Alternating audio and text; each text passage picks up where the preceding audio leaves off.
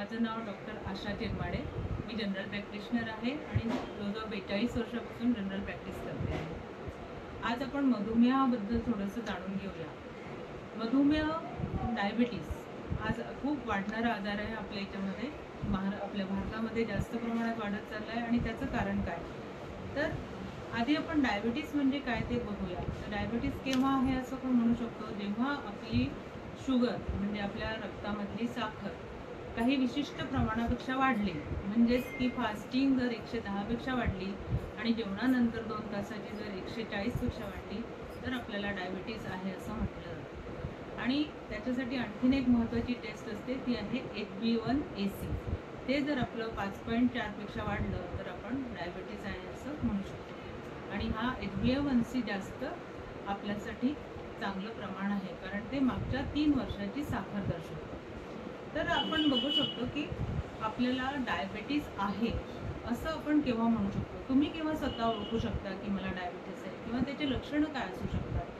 तर सर्वसाधारणतः आपल्याला तहान जास्ती लागते आणि मग सारखी लघवीला लागणे हा पहिला एक आहे. त्यानंतर एखादी जखम झाली तर ती लवकर भरून न येणं किंवा एखादा इन्फेक्शस जे आजार असतात, युरिनरी ट्रॅक इन्फेक्शन्स किंवा फंगल इन्फेक्शन्स, खास खजून येणे, लघवीला जळजळ होणे, असले जे आजार आहे वारंवार होत जाणं किंवा कुठलाही आजार लवकर बरा न होणं, तर हे त्याचे प्राथमिक लक्षणं आहेत आणि डॉक्टर त्याच्यावरून तुम्हाला रक्त तपासायला सांगतात. आणि मग रक्त तपासलं तर तुमची साखर त्यात वाढलेली आली तर तुम्हाला डायबिटीस आहे म्हणून सांगितलं जातं. आणि मग बऱ्याच वेळा आपल्याला वाटतं की अरे डायबिटीसची गोळी कशी काय आतापासून चालू करायची. तर काही ठराविक लेवलपर्यंत तुम्ही डायबिटीस तुमच्या जेवण, खाणं आणि लाईफस्टाईल बदलून तुम्ही मॅनेज करू शकता. पण एक विशिष्ट प्रमाणानंतर मात्र तुम्हाला गोळ्यांची गरज आहे. बऱ्याच लोकांचा असा समज असतो की आता मी गोळ्या चालू केल्या तर मग मी कायम आयुष्यभर गोळ्यांवर राहावं लागेल का?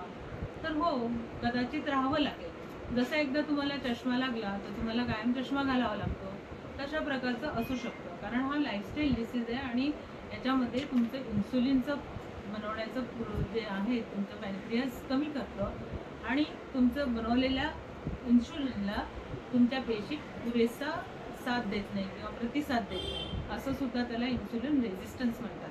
तर अशा प्रकारे तुम्हाला सतत गोळ्या घ्याव्या लागतात. आता हे का होतो तुम्हाला? तर जीवनशैली आपली बैठी असते. बैठ्या जीवनशैलीमुळे होऊ शकतो.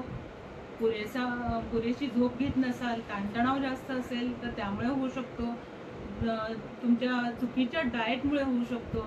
जास्त गोड खाणं, जंक फूड खाणं, चुकीच्या वेळेवर खाणं, दिवसभर खात राहणं, वेळावेळाने खात राहणं किंवा तुम्हाला काही ॲडिक्शन असणं, म्हणजे दारू, स्मोकिंग किंवा अशा प्रकारच्या नशांची जर तुम्हाला सवय असेल तर त्यामुळे सुद्धा हा आजार होऊ शकतो. तर आपण स्वतः काय काळजी घेतली पाहिजे? तर आपण आधी आपलं डाएट बदलवलं पाहिजे. त्याच्यामध्ये साखर कमी, कार्बोहायड्रेट्स कमी.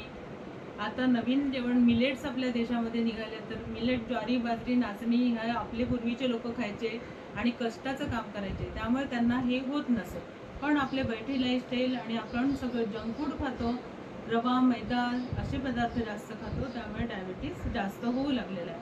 त्यानंतर ताणतणाव कमी करण्यासाठी आपण काहीतरी व्यायाम केला पाहिजे. चालणं, वॉकिंग, मेडिटेशन, ध्यानधारणा, प्रार्थना अशा गोष्टींचा आपल्याला फायदा होऊ शकतो. आणि पुरेशी झोप. बऱ्याच वेळा आपण मोबाईल आणि टी व्हीच्या नादी लागून पुरेशी झोप घेत नाही, पण पुरेशी झोप घेणं हे आपल्या आरोग्यासाठी अत्यंत महत्त्वाचं आहे आणि ते आपल्या हातात आहे, ते आपण करू शकतो. तर ह्या काही गोष्टी आपण आपल्या स्वतःसाठी जर टाळल्या तर आपल्याला त्याचा या आजारांना बरं करण्यामध्ये मदत होईल आणि त्याचा जास्ती सिंहाचा वाटा आहे, औषधाचा वाटा कमी आहे. लाईफस्टाईल चेंज करणं फार महत्त्वाचं आहे, इकडे तुम्ही लक्ष द्या.